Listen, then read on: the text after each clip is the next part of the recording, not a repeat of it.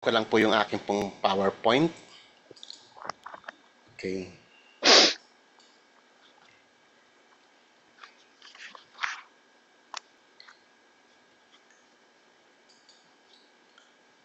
Okay, so nakikita niyo po ba yung aking slides? Amen po. Okay. So, purihin ng Panginoon. So, ang ating pong pag-uusapan ngayon ay hango po sa aklat ng John, chapter 3. Ito po yung popular na born again. Bakit mahalaga po na pag-usapan po natin, bagamat tayong lahat ay mga born again? Maganda kasi para maging mas malinaw sa atin. Ano nga ba talaga ang born again? Kasi sa panahon ngayon, alam natin na marami rin kasing yung mga counterfeit na born again. Kaya maganda na makita natin ano ba talaga yung born again according sa scriptures. Okay. So, ang salitang born again ay mas kilala ito sa field ng mga theologians kung tawagin ito regeneration. Bakit po regeneration? Kasi regeneration, kapanganakang mag-uli. So tayo, yun din ang ating pagkakaunawa. Ipinanganak na muli.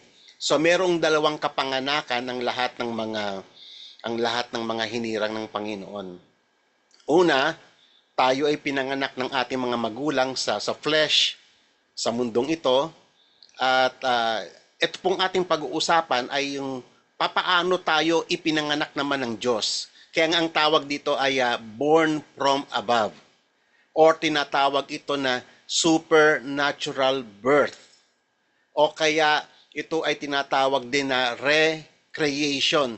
Kasi kasama rito sa regeneration yung na-recreate tayo ng Panginoon.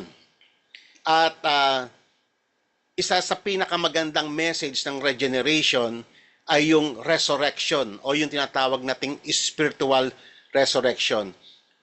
Alam nyo ba mga kapatid, tayo na mga na-regenerate o na-born again, ay tayo ay nag-resurrect spiritually. At iyan yung ating unang-unang resurrection. Nakakalungkot lang po kasi,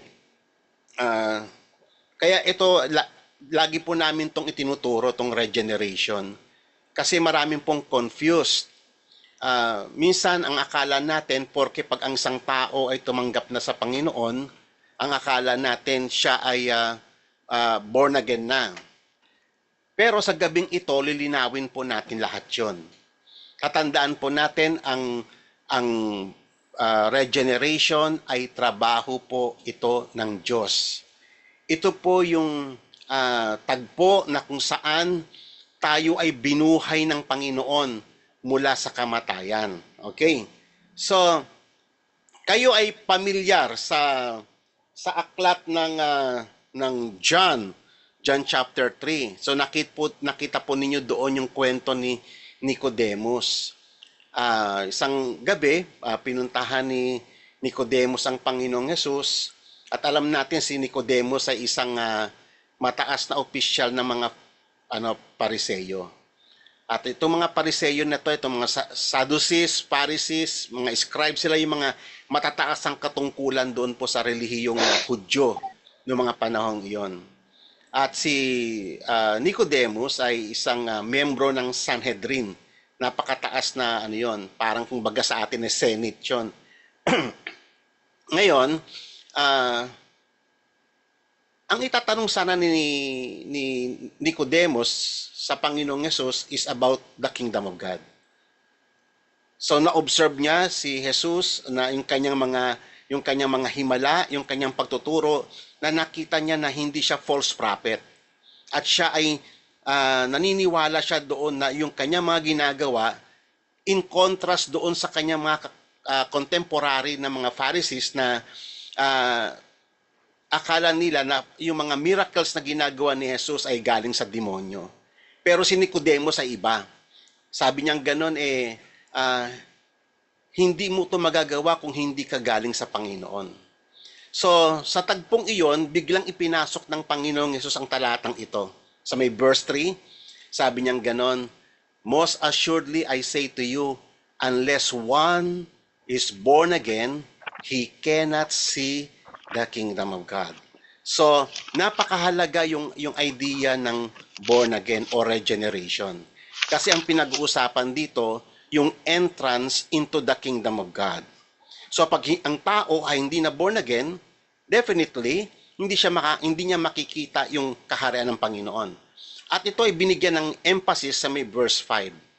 Jesus answered, most assuredly, I say to you, unless one is born of water and spirit, he cannot enter the kingdom of God. So, medyo na-breakdown, dati kanina sa may verse 3, sinasabi lang na unless one is born again, he cannot see. And this time, entrance na talagang pinag-uusapan dito. Born of water and the Spirit. Mamaya pupuntahan po natin ano po yung kahulugan niyan. Okay? Do not marvel that I said to you, you must be born again. So, talagang kailangan talaga. Hindi po siya isang option, no? At ito po, mga kapatid, ay hindi porke ang isang tao ay dumadalo sa isang born again church, born again na rin siya. Hindi po ganun yon. So, ito po ay pinapakita rito kung papaano ang Diyos ay hinango tayo sa ating mga kasalanan, kung papaano tayo binigyan ng buhay miraculously, supernatural. Okay? At ito ay soul na trabaho ng ating Panginoong Diyos sa pamamagitan ng Espiritu Santo. Okay? So, mahalaga mga kapatid para maintindihan natin bakit kailangan ng tao na ma-born again? Bakit mahalaga ang ma-born again? Kasi ganito, no? Tignan niyo yung declaration ng Bible. Ito pong verse na to na ating pong nakikita sa screen ay isa lang po ito sa napakarami mga verses na nagte-testify ang Panginoon. Tatandaan po natin ang Biblia ay testimonyo ng Diyos sa atin. Ipinakita ng Panginoon and it was written in His scriptures kung ano yung totoong kondisyon ng tao na wala sa Diyos. At ito po yung kanyang pagpapatotoo sa atin. And you were dead in your trespasses and sins. Ayan. Unang-una pa lang matindi na, no? Tayo ay kabilang sa mga patay. Bakit tayo namatay? Because of our trespasses, sa ating paglabag sa mga batas ng Panginoon at sa ating mga patuloy na pagkakasala. Okay? So matinding problema yan ng tao. Katandaan natin ng patay, wala kang aasahan sa patay. Patay nga yan eh. Wala yang ability na manalig, wala yang ability na lumapit sa Diyos, wala yang ability na manampalataya. So lahat, kasi patay nga siya eh. Okay? So, in which you formerly walk according to the course of this world, according to the prince of the power of the air, of the spirit that is now working in the sons of disobedience. Okay? Among them, we also formerly lived in the lust of our flesh, indulging the desires of our flesh and of the mind, and were by nature children of wrath, even as the rest. Ang bigat po ng statement na ito. Ito po ay testimony ng Diyos sa totoong kalagayan ng mga tao. Kaya nga dito makikita nyo na kawawang tao pag wala sa Diyos eh. Kawawa ang isang tao na hindi niya nasumpungan ang ebanghelyo ng Panginoong Yesus. Unang-una, siya ay mananatili sa kamatayan. Walang nag-uugnay sa kanya sa Diyos. Pangalawa, siya ay kabilang at mananatiling kabilang ng mga tinatawag na sons of disobedience. Ano po ibig sabihin ng sons of disobedience? Ibig sabihin, talagang ang buhay ay nakabent to disobey God. Gustong-gusto ng tao yung mag-obey kaysa sa mag-disobey kaysa sa mag-obey. Yun yung bagay na nakapagbibigay ng kasiyahan o fulfillment ng buhay to disobey God. Yung mamuhay in rebellion against God. So dati once upon a time, ganyan din po tayo mga kapatid. Okay? At ito po yung pinakamatindi, yung sa huli, and were by nature children of wrath. Mabigat po na statement yan. Alam niyo po ba ibig sabihin ng children of wrath? Dahil sa tayo ay kaaway ng Panginoon, rebelde laban sa Kanya, tayo, yung nature natin, ipinakita ng Panginoon that we were children of wrath. Tayo yung mga taong kinapopuotan ng Panginoon. In other words, tayo ay mga tao na we deserve death, we deserve hell. We were children of wrath. Okay? So, yan po yung patotoo ng Panginoon. Ngayon, ilan lang po ito. Tignan po ninyo, no? Ang pinag-uusapan po natin, bakit kinakailangan ng lahat ng tao na born again? Okay. So, isa-isahin po natin. Sabi kanina sa may verse 1, patay dahil sa pagsuway at mga pagsalangsang. At sinabi sa may verse 2, we were sons of disobedience. Sa verse 3, sinabi, by nature we're children of wrath. Ngayon, sa Romans chapter 8 verse 7, sinabi po rito na tayo, ayaw natin na sumunod sa Panginoon. We were hostile to God and thus not subject to the law of God. At kahit na i-attempt natin na mag-obey, we are not able. Yan po, kung babasahin niyo yung buong talata ng Romans 8 verse 7. Yan po ang tao. Hostile sa Panginoon. In enmity against God. In rebellion against God. Ayaw niya magpasakop sa rule ng Diyos. Nakita nyo, no? Dito pa lang po mga kapatid, makikita nyo na kung gaano kalaki yung habag na iniukol ng Diyos sa atin. Tayo ay hinango ng Diyos dito. Okay? Nagkaroon tayo ng harmony sa Panginoon. Okay? So habang sinasaysay po natin ito mga kapatid, makikita natin na kung papaano tayo na born again. Kung papaano itong mga statement na to ay ni-reverse ng Panginoon sa buhay natin. Sa Romans chapter 1 verse 18, ganito ang pagkakadescribe. Ang taong in rebellion against God, he suppresses the truth in his unrighteousness. Hindi po ba karaniwan yung makikita yan, yung mga taong namumuhay sa kasalanan, sinasansala nila, ino-oppose nila yung katotohanan na sinasabi ng Panginoon. At yan ay common nating makikita yan sa ating paligid. Okay. So sa Thessalonians naman, ang pagkakadescribe doon ng taong wala sa Diyos ganito, they always refuse to love the truth. Ayaw nila sa katotohanan. Kasi yung katotohanan masakit sa tenga. Yung katotohanan kasi ng salita ng Panginoon, talagang i-expose yung kanilang nakedness I-expose yung kanilang kahubaran. Okay? So another na testimony ng Diyos, sabi ni Jesus sa may John chapter 5 verse 40, sabi niya ganon, gusto niyang mabuhay, pero ayaw niyong lumapit sa akin, sabi ng Panginoon. Diba? You search the scriptures, sabi ng Panginoong Jesus sa mga Hudyo, and yet you are unwilling to come to me. So, ganyan po ang mga tao. Ang tao, tignan ninyo, they are not willing. Ayaw nila. Okay? Mas comfortable yung mga tao na mamuhay outside sa paghahari ng Panginoon. Ayaw nila sa rule of God. Napapaso sila. Pag nagsasalita ka na ng word of God, hindi na sila comfortable. Okay? Kaya nga by nature, children of wrath. Okay, sa Acts chapter 7, nung ito po yung kwento po kay Stephen, ganito po ang pagkakadescribe niya sa mga Pharisees. You stiff-necked people with uncircumcised hearts and ears and always resisting the Holy Spirit. Ito po yung mga random na mga verses at marami pa ito na tumutukoy sa kalalagayan ng tao na wala sa Diyos. Kaya nga kung tatanungin, bakit kailangan ang tao ma-born again? Kasi talagang, hindi niya kaya. Hindi niya kayang lumapit sa Panginoon. Kasi, ang taong nasa kasalanan, hindi siya makakawala doon sa tinatawag na cycle of sin sa buhay niya. The cycle of sin and death. At ito ay umiikot-ikot lang ang buhay niya sa cycle na yun ng kasalanan.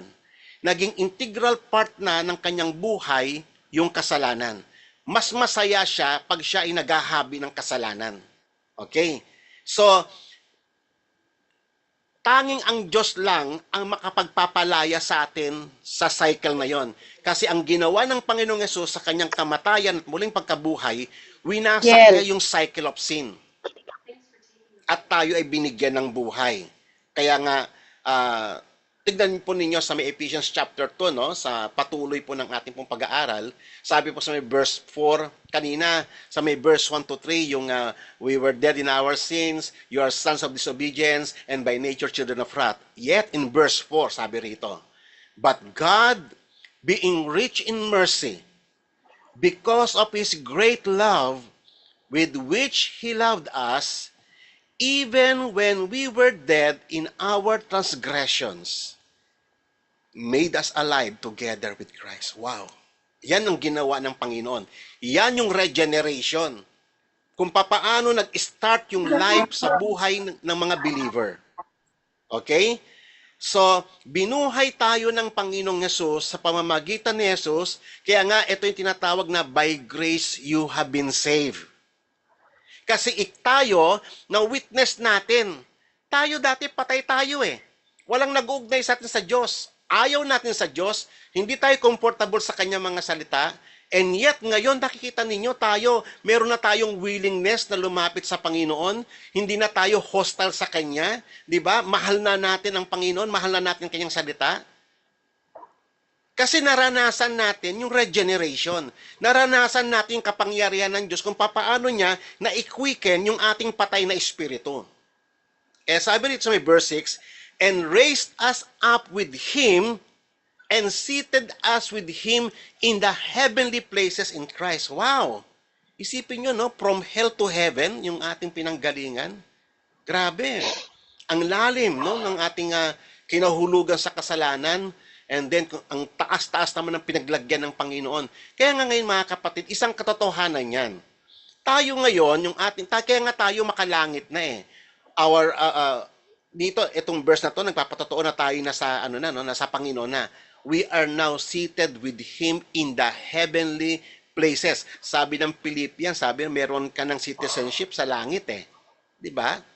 So, lahat ng iyon ay patotoo na tayo ay nasa makalangit na nakalalagayan ng ngayon. Okay, habang tayo ay naghihintay ng pagbabalik ng Panginoong Yesus. Okay, so ngayon, ito yung isang verse na maganda, no? Kung paano tayo binuhay ng Panginoon through regeneration. Sabi sa may Romans chapter 6 verse 4, therefore you have been buried with Him through the baptism into death. So tayo pala, no, nung tayo ay nabautismuhan, yun ay symbolic. Symbolic na tayo ay namatay nung tayo ay nilubog sa tubig. So yung tubig, it symbolizes death.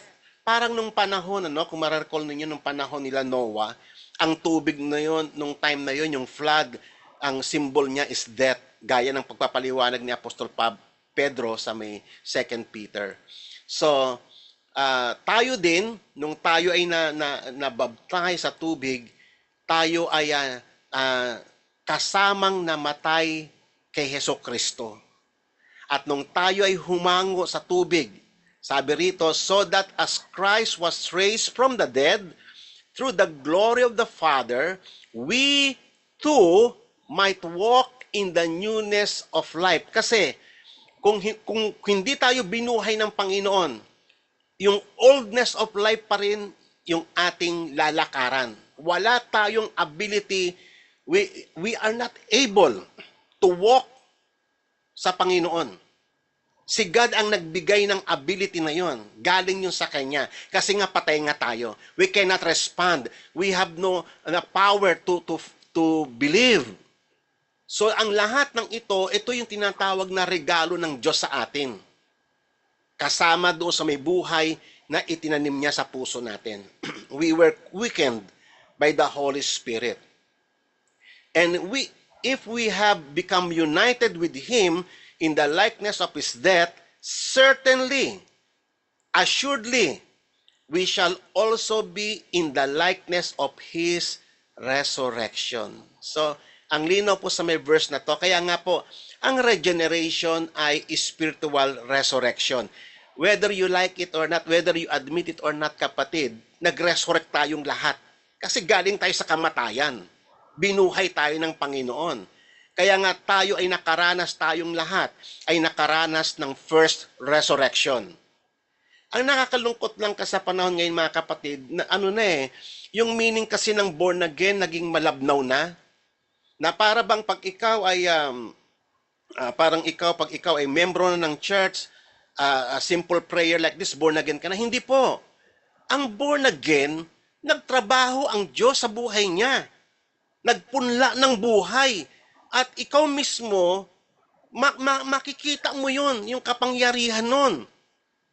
Nabuhay ka na dating wala kang interest sa Panginoon, nagkaroon ka ng interest. Dati bulag ang mata mo, wala kang nakikita, ngayon nakakita ka na. So, merong pagbabago. Kaya nga tayo ay nabuhay. Nagkaroon tayo ng tinatawag na bagong landas ng buhay dahil binuhay tayo ng Panginoon na ikwiken ng banal na espiritu yung ating mga patay na espiritu. Okay? So, ngayon, tignan po ninyo mga kapatid, ito pong verse na ito. Ito po ay hango sa John chapter 3. Kasi gulong-gulo si Nicodemus, hindi niya maintindihan.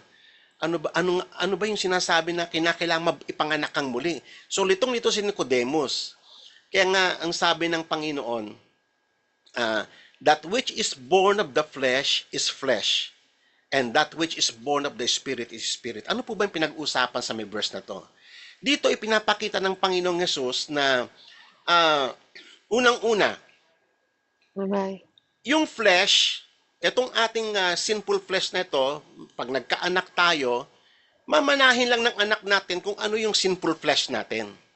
So, doon sa sinful flesh natin, nandoon yung cycle of sin and death.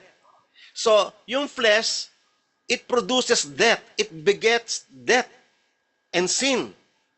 Kita nyo ang bata, ang liliit pa lamang, kikitang-kita mo na yung traces of sin sa kanyang buhay. Kahit na nag-start pa lang siyang magsalita, nag-start pa lang siyang lumakad, nakikita mo na yung mga traces ng sin. Kahit wala nagtuturo sa kanya ng ganon.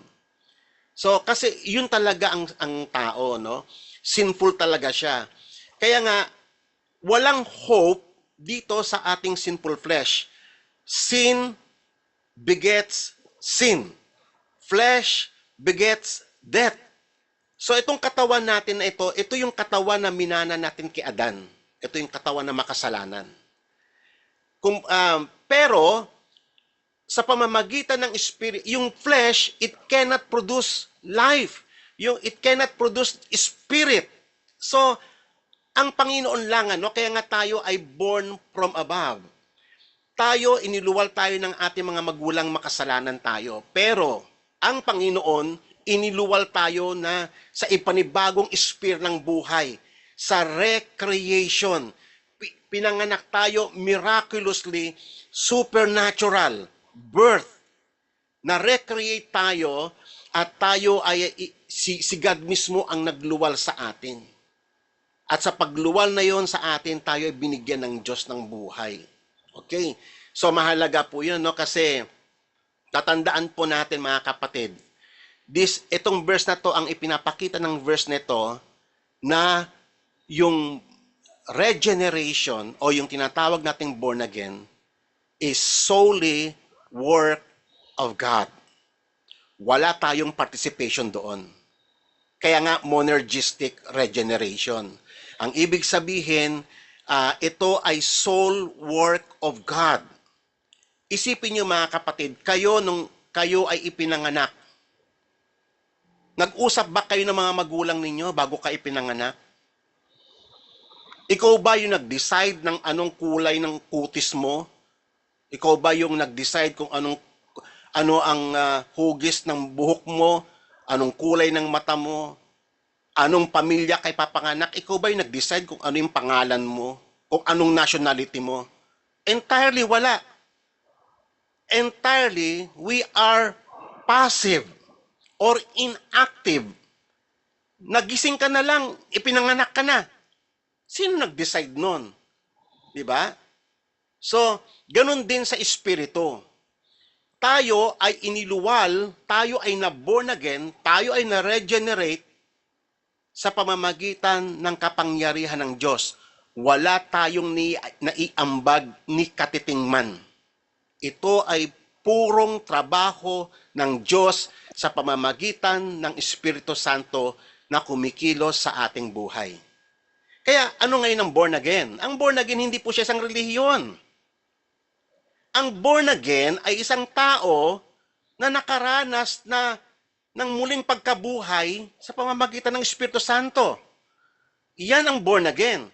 Nakita niya, witness siya sa work ng Holy Spirit sa buhay niya. Dati siyang patay at ngayon buhay na siya. Dati wala siyang pangunawa, ngayon nagkaroon siya ng pangunawa. Bagamat baby pa siya. Tayo, ganun din naman tayong lahat, di ba? Tayo ay ipinanganak tayo, bagamat namulat na yung mata natin sa katotohanan, nakita na natin si God, and yet bata pa rin tayo. We need to grow and we need to become mature. So kaya nga, after nung regeneration natin, ang sumunod na trabaho ng Holy Spirit sa atin ay sanctification. Pag-uusapan po natin yan sa ibang paksa. Pero ngayon, tignan po natin yung hiwaga ng born again. Kasi, kaya ko po ito sineshare sa inyo, kasi marami ng lito sa area ng born again. At minsan, ito rin yung failure ng mga pastor na nagpe-fail na maipaliwanag kung ano ba talaga ang born again. Kaya yung mga miyembro ng akala nila na kahit na wala pang working ang Holy Spirit sa loob nila, kahit na hindi pa nila nakikita yung life na nagmamanifest sa buhay nila, tinatawag na silang born again. So ang born again po ay personal experience ng bawat isa sa atin. Nakita natin ang Diyos, na witness natin yung trabaho niya sa buhay natin. Nakakita ang ating mga mata. Nakalakad tayo sa Panginoon. Nabuhay ang mga patay. Hindi po ba? So, yan po yung karanasan. Yan po ay trabaho. Wala tayong niambag, wala tayong participation dyan, wala tayong nikatitingman, iniluwal na lang tayo sa habag ng Diyos. Kaya ngayon tinatawag na, by grace, you have been saved. It is not of your works, so that no one should boast. Kasi ang tao, by nature, mayabang yan eh. Kapag malaki siya, may nagawa lang siya ng kaunti, nagmamayabang na siya. Kaya nga ang payo sa atin sa may Biblia, over and over again, especially sa may Jeremiah chapter 9, kung may nais mang magmalaki, ang ipagmalaki mo ay yung nakikilala mo yung Diyos na mahabagin. Yung Diyos na nag-exercise ng justice and righteousness. Iyon ang ipagmayabang mo. Hindi yung accomplishments natin. Okay? So kaya nga, si John the Baptist, naalala niyo yung kanyang papaano niya inintroduce ang Panginoon, He must increase and I must decrease. Lahat sa buhay natin ay trabaho ng Diyos. Lahat sa buhay natin ay regalo ng Panginoon. Okay? So ngayon, itong verse 8 na ito, ay another patotoo na tayo is totally inactive during regeneration. Tignan po ninyo. The wind blows where it wishes. And you hear the sound of it, but do not know where it comes from and where it is going. So is everyone who is born of the Spirit.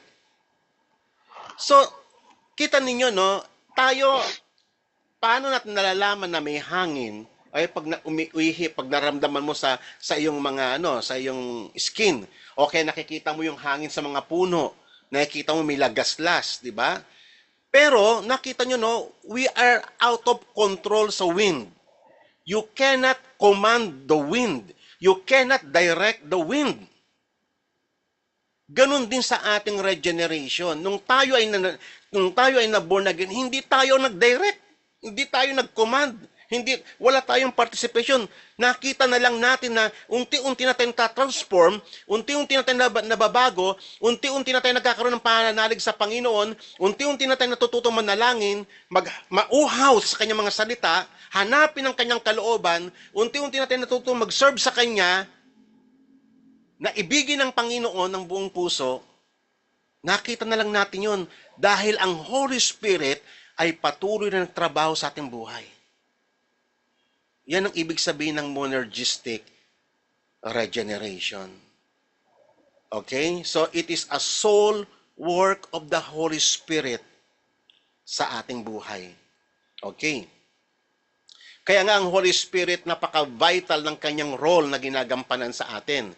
Sa regeneration natin at sa ating sanctification. Ang sanctification, napaka-importanting paksa na dapat itinuturo sa mga churches. At ito ay failure ngayon, no? Nakita po namin yung itong failure sa pagtuturo ng mga ganito sa congregation para makita nila at maiset nila yung trust nila sa Panginoon at tanging sa Panginoon lang. Okay? So ngayon, tignan po ninyo itong verse na to.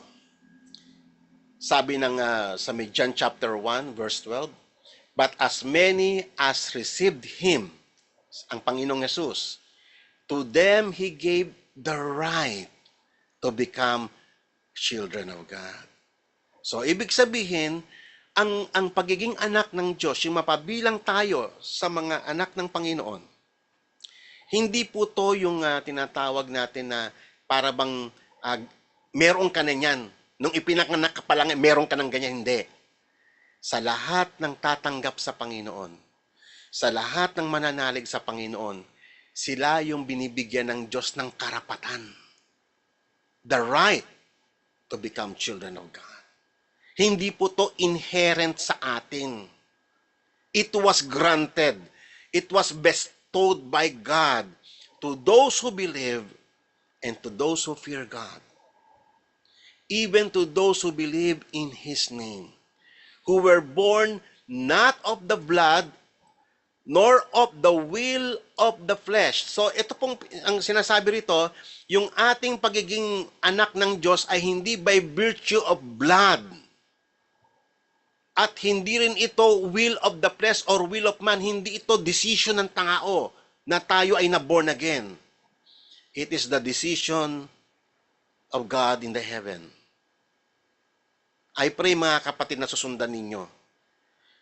Ito po ay napakagandang balikan natin, bagamat ito ay napaka-basic sa atin na mga Kristiyano, mga lingkod ng Panginoon, tayo mga nagtuturo. Basic sa atin ito, pero napakagandang balikan natin ito. At ituro uli natin sa ating mga congregation upang makita nila kung gaano kalaki yung pag-ibig na iniukol ng Diyos sa atin. At mawala yung mga pagmamalaki ng tao sa kanyang puso. Hindi tayo entitled, mga kapatid, sa anumang bagay na ating tinatamasa ngayon. Lahat ng ito ay regalo ng Diyos kasi ang Diyos, yung habag, yung kanyang habag ay napakasagana sa pamamagitan ng Panginoong Yesus. Amen. Okay. So sa may 1 Peter chapter 3, sabi niya rito, blessed be the God and Father of our Lord Jesus Christ.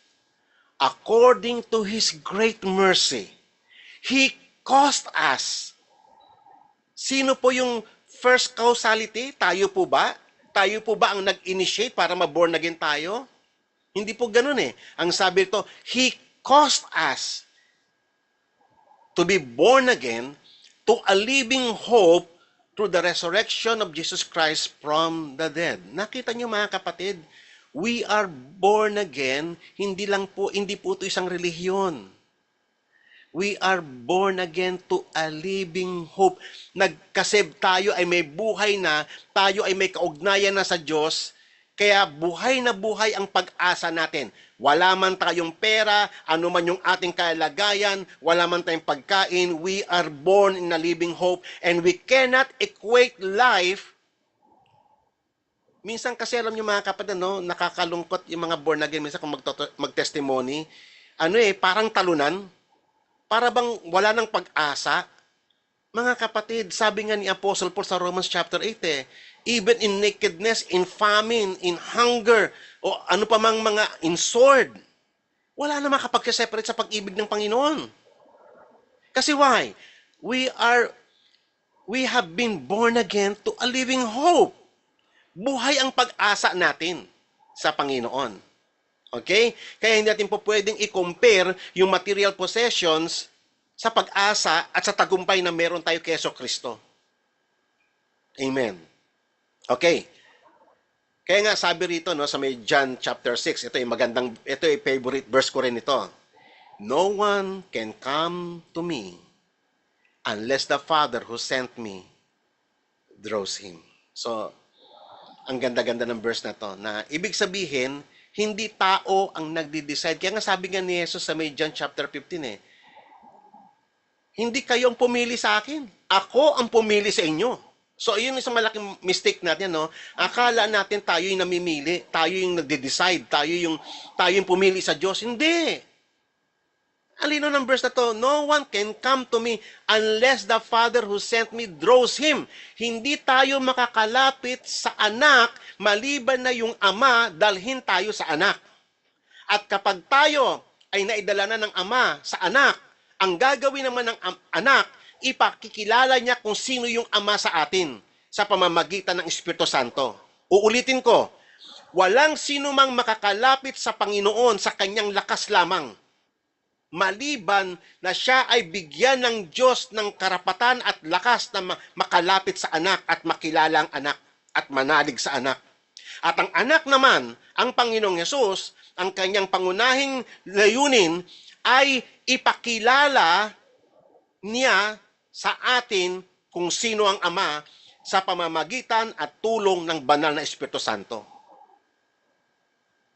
Nakita niyo pa paano nagtatrabaho yung Trinity sa ating kaligtasan? Okay, so mahalaga po ito mga kapatid. I pray na susundan ninyo ako. Okay, so what is regeneration? Uulitin ko, ang regeneration o yung tawag natin born again, ito yung ikalawang kapanganakan natin. It is a miraculous birth. Kung papaano ang Panginoong Hesus nung ipinanganak, nagkatawang tao, is a miraculous birth. Tayo rin po, supernatural birth din po tayo na nananalig kay Hesus.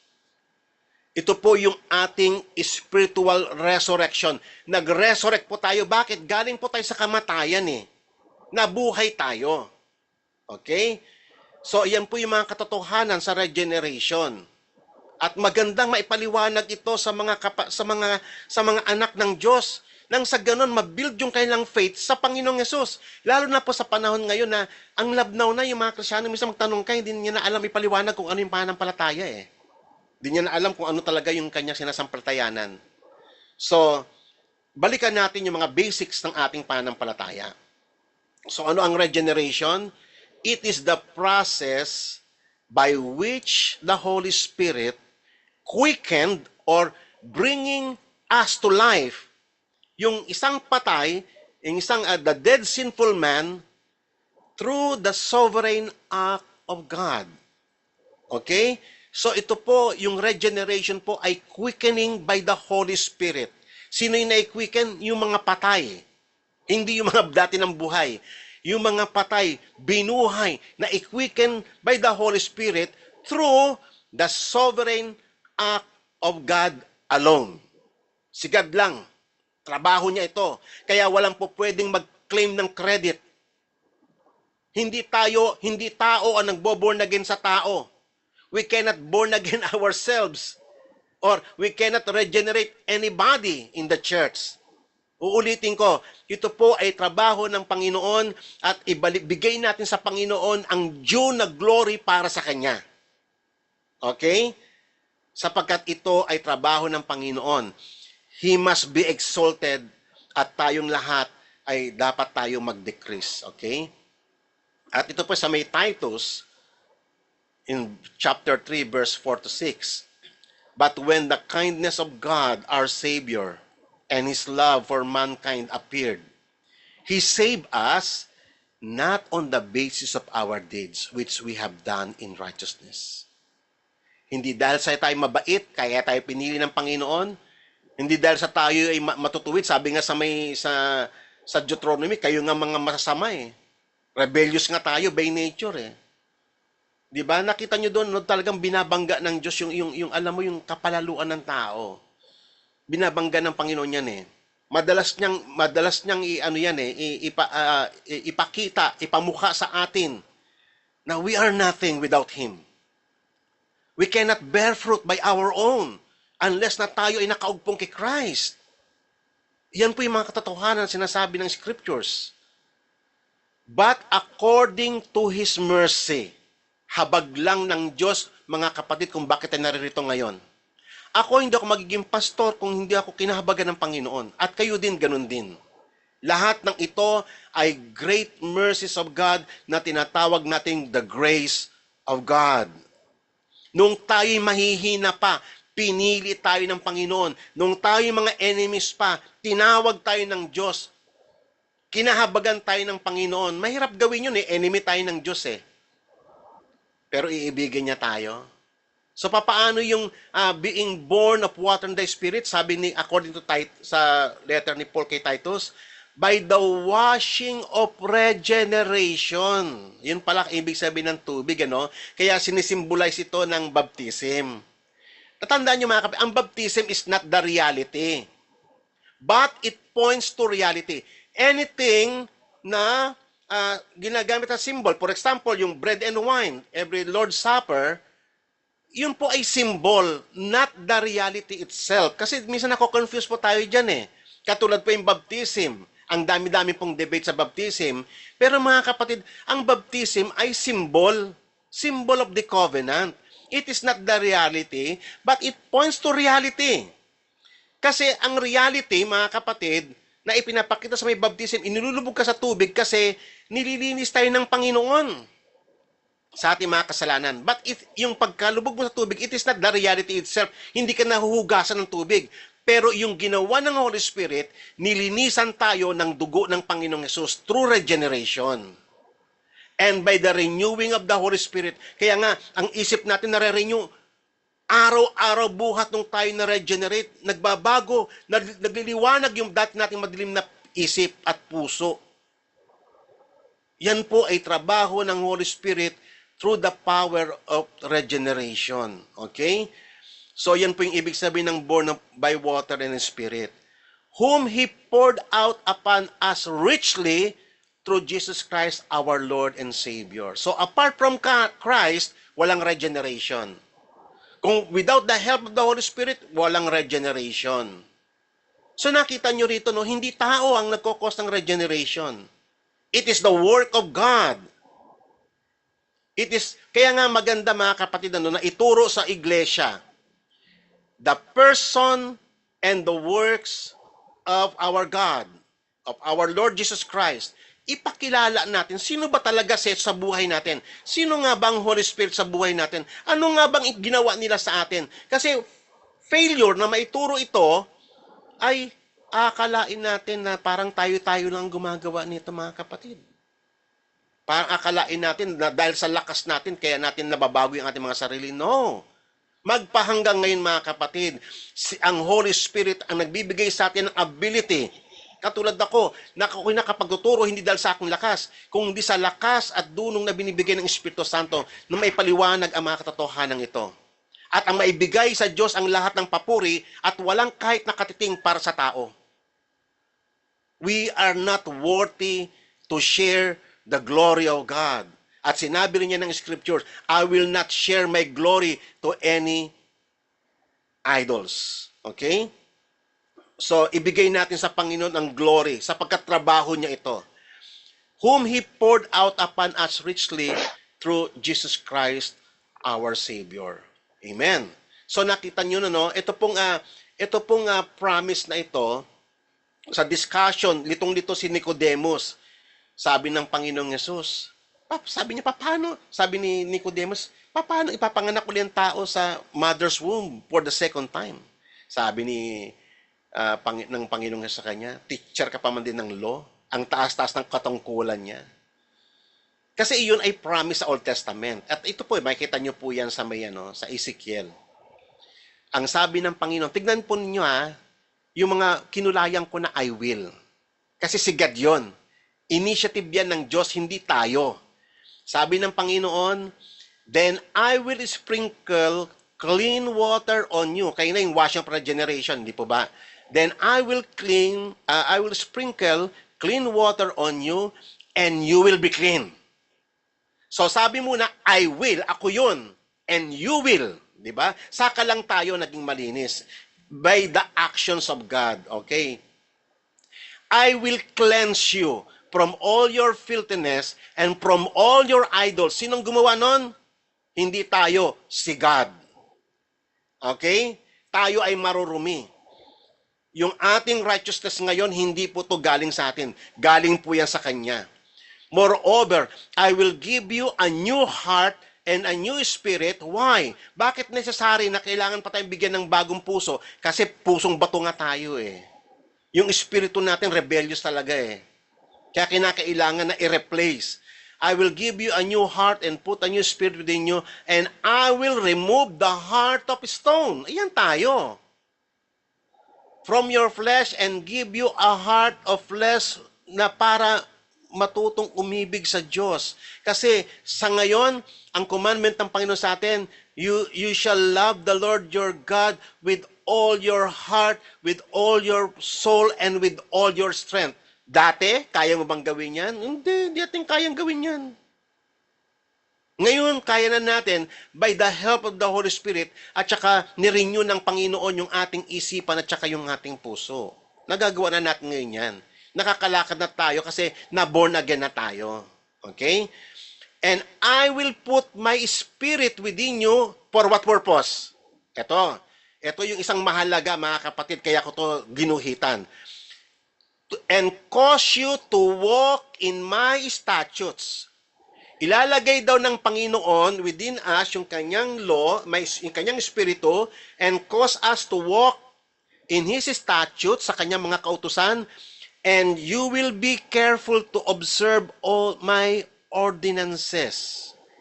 Yan ang isang ang focus ng regeneration ay ibalik tayo from lawlessness, di ba? Naalala nyo kanina, tayo ay patay because of our lawlessness or transgressions. Ngayon, binigay ng Panginoon sa atin ang kanyang espiritu for a specific purpose. To cause us to walk sa kanyang statutes and to be careful to observe His ordinances. Iyan ang purpose ng regeneration. Kaya nakakalungkot na na ang dami mga Kristiyano ang nalilito, ano ba ang role ng law ngayon sa buhay natin? Ang dami nalilito dyan. Samantalang iyan ang the very purpose kung bakit ibinigay ang Holy Spirit sa atin.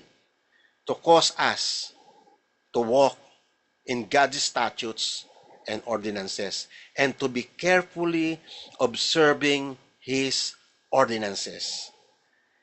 Verse 28, you will live in the land which I will give to your forefathers, so you will be my people and I will be your God. So, hindi mangyayari yan na tayo maging people of God at siya'y magiging Diyos natin. Hindi yan mangyayari unless tayong Holy Spirit ay binigay sa atin ay i-regenerate tayo. Doon lamang mag-start ang buhay, doon lamang maiko-connect tayo sa Panginoon, doon lamang mag-start ang lahat ng ating kaugnayan sa Diyos. Ito po yung verse nito, yan po yung promise ng regeneration from the Old Testament. Kaya, nung sinabi ng Panginoong Hesus kay Nicodemus, teachers ka pa man din ng law, pero hindi mo naintindihan tong sinasabi ko. Okay? Okay, so, sa Jeremiah, ito napakagandang verse din ito. Jeremiah 31. Tayo ngayon ay nasa New Covenant na tayo. Pero tignan ninyo yung purpose ng Panginoon. The same doon sa Ezekiel kanina. Sabi sa may Jeremiah 31, verse 33. This is the covenant which I will make with the house of Israel after those days, declares the Lord. What? I will put my law within them, and on their heart I will write them. At ano yung consequence nun, mga kapatid, pag naisulat ng banal na espiritu ang law ng Panginoon sa puso natin? And I will be their God, and they shall be my people. Anong ibig sabihin yan? Those Christians who reject God's law, taliwas, hindi totoo sa kanya yung mga statement na ito. So ngayon mga kapatid, iyan yung purpose ng Holy Spirit. From dati, tayo ay transgressor, tayo ay lawless.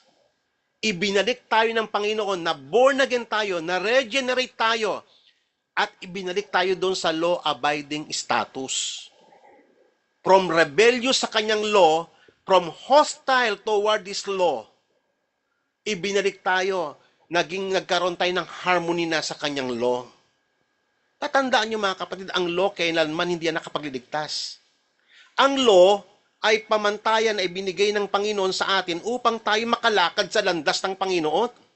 At itong verse na to ay patunay na kailangan natin yan upang dyan natin malalaman kung paano lumakad sa Panginoon. But the law, ang purpose ng law, kailanman hindi tayo save niyan. It cannot save anybody. Ang law ay pamantayan ng righteous living sa Panginoon. Okay? So, pag nireject mo ito mga kapatid, ibig sabihin, hindi totoo sa'yo ito. And I will be their God and they shall be my people. Kasi iyan yung new covenant. Iyan yung covenant na meron tayo ngayon sa Panginoong Yesus.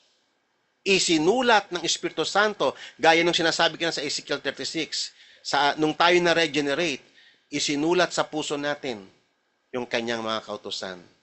At ang consequence, and I will be their God and they shall be my people.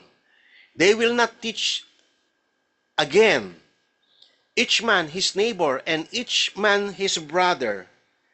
And know the Lord, for they will all know me, from the least of them to the greatest of them, declares the Lord, for I will forgive their iniquity and their sins, and I will remember no more. Okay? So, yan po yung effect ng covenant ng Panginoong Yesus sa atin, na pinatawad yung ating mga kasalanan.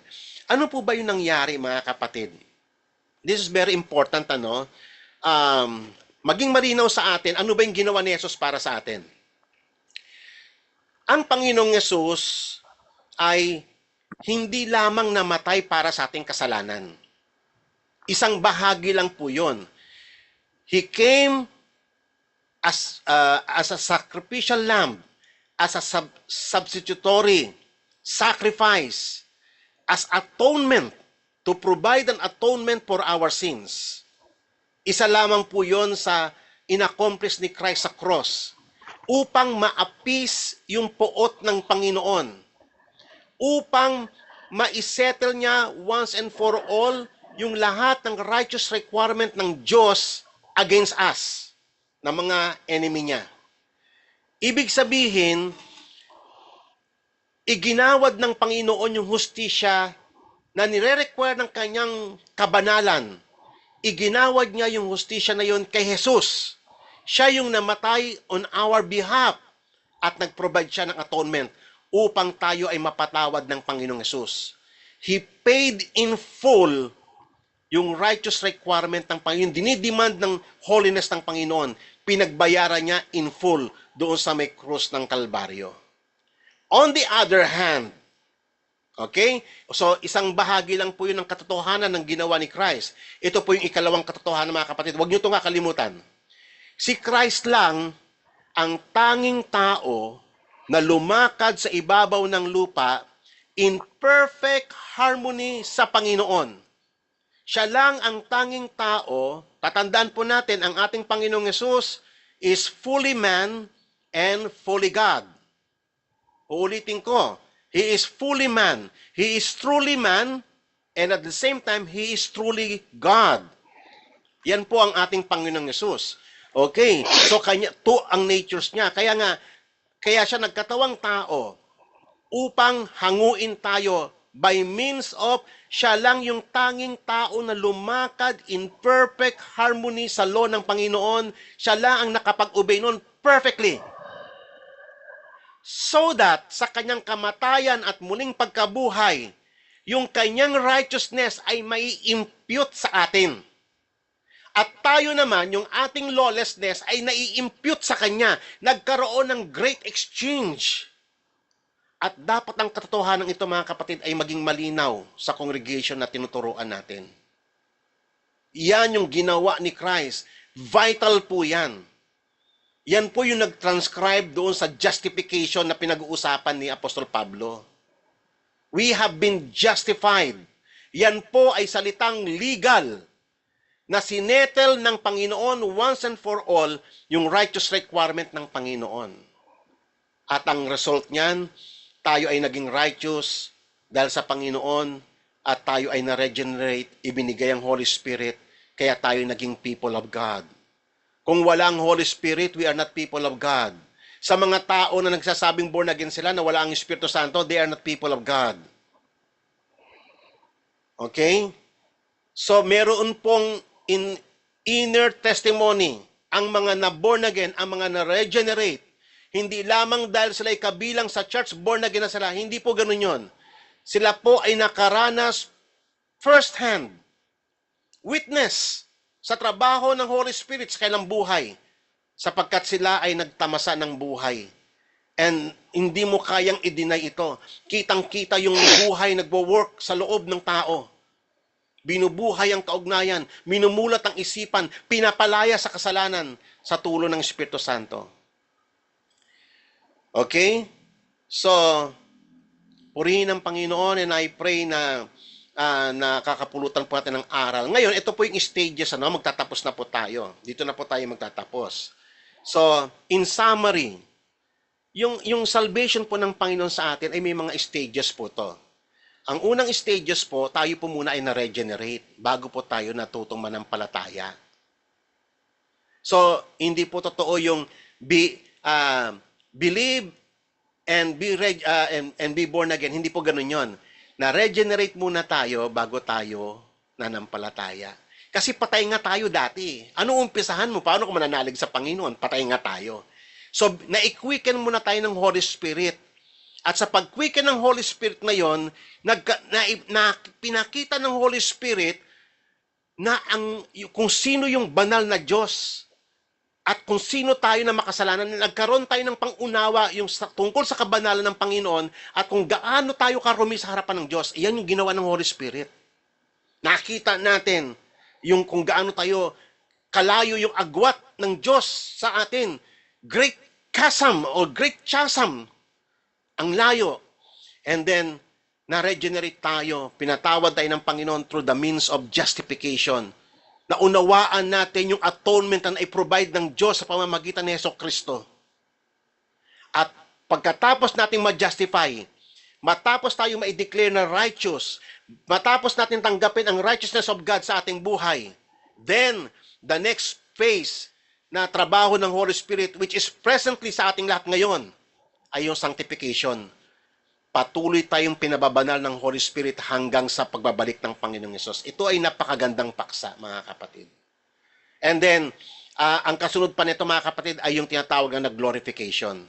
Okay, so, I pray, mga kapatid, na sa maikling pag-aaral natin, nakapag-ambag po ko sa inyo ng kahit na kaunti at nawa kahabagan tayo ng lahat ng Panginoon at tayo pong lahat ay yumuko at manalangin.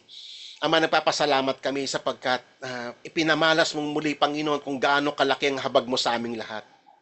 Lord, sino kami? We are not worthy. We do not deserve your grace. We do not deserve, O Lord God, ang lahat ng ito.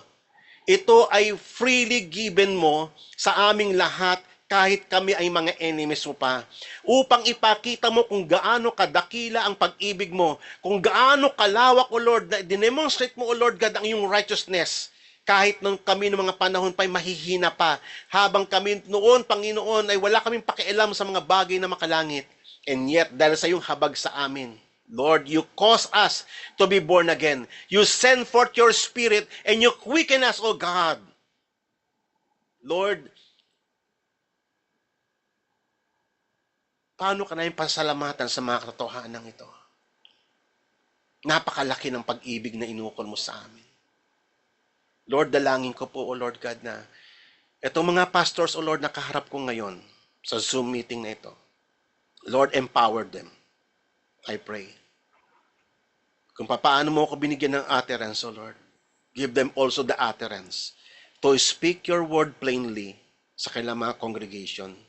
At kung saan man, Panginoon, sila susugo, let them declare your holy works, ang iyong kahanga-hangang mga gawa, that we will tell all your wonders sa lahat ng tao na aming makikilala. Isasaysay namin kung gaano kakabuti, Panginoon. Sasabihin namin na ikaw ay dakila, Panginoong Diyos. Ikaw ay makapangyarihan at kahanga-hanga ang iyong mga ginawa. Lord, you appointed us as your witnesses sa mundong ito. And we are all witnesses sa iyong goodness, sa iyong righteousness, sa iyong great power which you bestowed upon us through Christ, through the power of the Holy Spirit. Lord, I pray sa gabing ito, sa lahat na nakikinig sa Zoom meeting na ito, Lord, mag-work ka sa kanilang buhay mightily as you work in us, O Lord God. Let your mercy, O Lord God, mag-spread, O Lord, tulad ng wildfire. Mag-spread, O Lord God, ang iyong good news, O Lord God, at marami makapakinig upang ang mga tao ay manumbalik sa iyo at sambahin ka na ikaw yung kahangahangang Diyos, a marvelous God, an awesome God, worthy of our praise, worthy of our adoration. Lord, sa gabing ito, kulang ang aming pasasalamat to praise you and to honor your name for your magnificent love which you manifested upon us all. This is our prayer, Lord God. To you belong all the praises, all the adoration, all the power, all the wisdom. Through Christ our Lord and Savior, we pray. Amen. Amen. God bless you all. And I pray, ako po ay nakatulong sa inyo kahit na bahagya. Amen. Binibigay ko na po kay Sister Joy.